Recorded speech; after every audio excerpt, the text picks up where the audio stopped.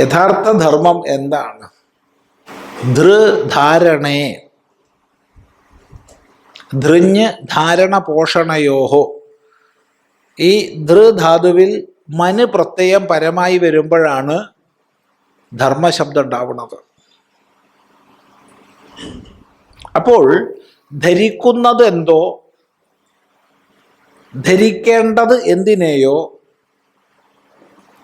പോഷിപ്പിക്കുന്നത് എന്തോ, പോഷിപ്പിക്കേണ്ടത് എന്തിനെയോ അതിനെയാണ് നമ്മൾ ധർമ്മം എന്ന് പറയുക. ഒന്നുകൂടി സ്പഷ്ടമാക്കിയാൽ, അതിസൂക്ഷ്മമായ ഒരണുകണം മുതൽ അനന്തകോടി ബ്രഹ്മാണ്ടങ്ങൾ അടങ്ങുന്ന പ്രപഞ്ചം വരെ സകലത്തെയും ചേർത്ത് കോർത്ത് നിർത്തുന്നത് എന്ത്? ഏതൊരു വ്യവസ്ഥയാണ്, ഏതൊരു താളമാണ്, ഏതൊരു നിയമമാണ്? അതിൻ്റെ ആകത്തുകയ്ക്ക് പറയുന്ന പേരാണ് ധർമ്മം. യാഥാ തഥ്യതോ അർത്ഥാൻ വ്യദധാത്. എങ്ങനെ വേണോ അങ്ങനെ സകല പദാർത്ഥങ്ങളെയും വിഭജിച്ച് ധരിച്ചിരിക്കുന്നു. എല്ലാം ഒരു വ്യവസ്ഥയ്ക്ക് വിധേയമായിട്ടാണ് ധരിക്കപ്പെടുന്നത്. ആ വ്യവസ്ഥയാണ് ധർമ്മം. ഇത് മനസ്സിലാക്കി അതിനനുസൃതമായി നമ്മുടെ ജീവിതം നയിക്കുമ്പോൾ നമ്മുടെ ജീവിതം ധാർമ്മിക ജീവിതവും.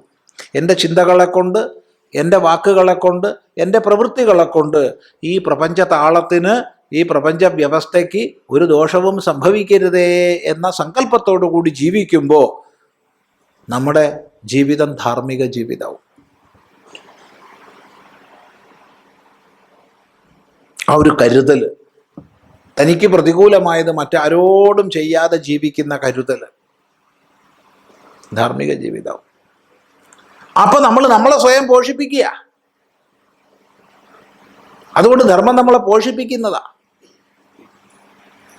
നമ്മളെ ധർമ്മം പോഷിപ്പിക്കണമെങ്കിൽ ധർമ്മത്തെ നമ്മളും പോഷിപ്പിക്കണം. സ്വയം പാലിച്ചുകൊണ്ട് എന്നർത്ഥം. ഈ പ്രപഞ്ച താളത്തിനനുസൃതമായി ജീവിതം നയിച്ചുകൊണ്ടെന്നർത്ഥം. താളം തെറ്റിയാൽ അവതാളം, അല്ലേ? അത് വയ്യ. താളത്തിനനുസൃതമായിരിക്കണം നമ്മുടെ ജീവിതം. വിസ്തരിച്ചാൽ മണിക്കൂറുകൾ, ദിവസങ്ങൾ, മാസങ്ങൾ പറഞ്ഞാലും തീരില്ല. ലക്ഷോപരി ശ്ലോകങ്ങളിൽ ഭഗവാൻ വേദവ്യാസൻ വർണ്ണിച്ചിട്ട് അവസാനം പറഞ്ഞത് ധർമ്മസ്യ തത്വം നിഹിതം ഗുഹായാം. ധർമ്മത്തിൻ്റെ രഹസ്യം ഗുഹാഹിതമാണ് കേട്ടോ എന്ന്.